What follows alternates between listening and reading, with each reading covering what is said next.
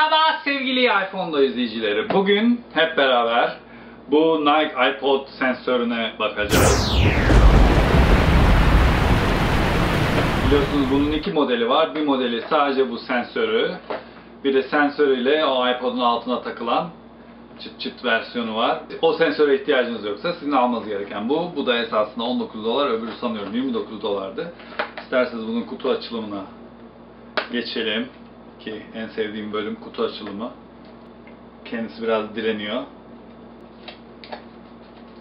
Fakat direncini kırmayı bildik. Şimdi bunun kutusunu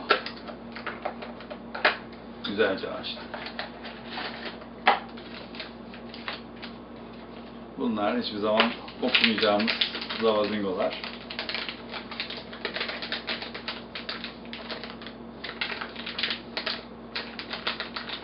Burada ille de yırtacağımız bir şey çıktı karşımıza. Böyle gofret açar gibi. Ben gofret de böyle açarım. Böyle yırtarak açanları hiç sevmem. Gördüğünüz gibi küçücük, minnacık bir şey. iPhone'umuzda Nike GPS isimli şeye girelim. Uygulamaya. Bunları da ben şu anda ilk defa yapıyorum. Sign up ekranına çıktı.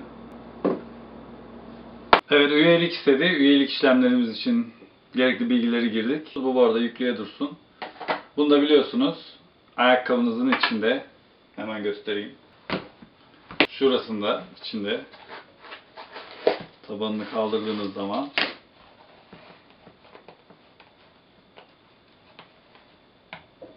böyle biraz dalmanız gerekiyor. Bunu çıkarıyorsunuz, böyle bir zavazingo var. Bu arada bu altındaki şey bir adet düğmeymiş. Ayarlarımızın altında Nike and iPod'a gidiyoruz. Burada sensöre tıklıyoruz. O zaman ben bunu şöyle bırakayım. Bunu ayakkabının içine takayım. Ayakkabıyı giydim. Yürüyorum. Geri geldim. Bir şey oldu mu? Evet. Bağlandı dedi. Ha, bunda ses de varmış. Konuşuyormuş. Şimdi çıkalım. Bize geri gelelim. Nike GPS'e. Buradaki ayarlarınızı girmeniz gerekiyor. Hemen onlara girelim. Aman da motivasyon da veriyormuş.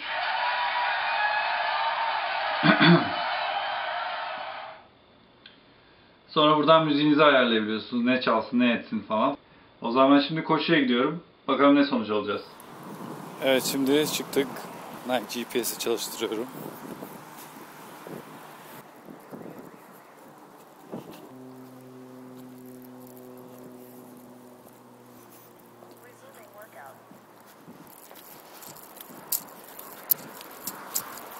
Bakalım neler olacak. Evet, şimdi koşuyu bitirdim. Koşuyu bitirdikten sonra, hatta koşu süresince size şunu yaptım, bunu yaptım. İşte rekorunu kırdın, 1 mil koştun, şu kadar zamanda koştun gibi bilgiler veriyor. Sonra da koşuyu bitirdikten sonra da bana bu ekranı çıkarttı. Buna tamam deyince ne oluyor? Böyle bilgiler çıktı. Ben de çok mutlu oldum. Nike'ın bu ayakkabısı için yaptığı minik ürünün de incelemesinin böylece sonuna gelmiş olduk. Konuyla ilgili sorularınız ve sualleriniz varsa lütfen yorumlar bölümünde bize sormayı ihmal etmeyin. Ayrıca bizi Twitter'dan iPhone'do, Tekvando'dan geliyor biliyorsunuz. Tekvando, iPhone'do iPhone'do ismiyle takip edebilirsiniz. Biraz yoruldum. Çok değil ama iyiydi. Ayakkabıları da eskittik. Araba çıktı. Görüşmek üzere. Ayrıca göstermeyi unuttum. Koştuğunuz yerinde haritasını çıkarıyor. O da hoş bir şey tabii. Başladığınız yerde bitirdiğiniz yeri de gösteriyor. Buradaki bu bir ne demek onu bilmiyorum ama. Sanıyorum bu da ne kadar hızlı koştuğunuzu gösteren ekran. Ki çok hızlı koşmadım. Buradan da ortaya çıkmış oluyor. Hırs yaparız, sonra daha hızlı koşmaya çalışırız belki. Ama şimdilik bu yeter gibi gözüküyor. Sonra bunu Facebook'ta paylaş. İşte bir şeyler yap. Koşun nasıldı diye bir kısmı var. Burada sanıyorum ileride dönüp bakmanız için çeşitli bilgiler verilmiş. Bence benim koşum nasıldı?